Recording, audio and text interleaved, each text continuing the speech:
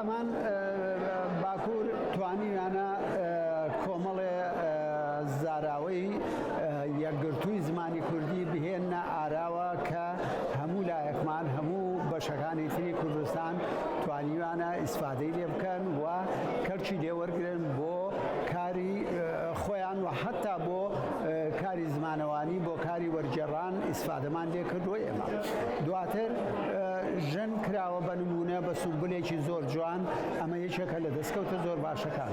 دواتر گرێدانی خەباتی شاخ بە شارەوە یەکێکە لە قۆناغە جوانەکان کە لە باکوورە پەیڕەو دەکرێت. لەگەڵ ئەوەشدا کۆمەڵێ ئیلتیزامات هەیە ڕەغمی ئەوەی کە بۆ نمونە سەرۆک ئاپۆ نزیکەی 20 ساڵ زیاترە لە زیندانایە، بەڵام شۆڕشەکە شۆڕشی سەرۆک ئاپۆ نەبووە داکو لە دوای ئەو بتوێتەوە، بەڵکو بە گوڕ و تینی زەمانی ئەوە زیاتریش لە خەبات و تێکۆشان بەردەوامن.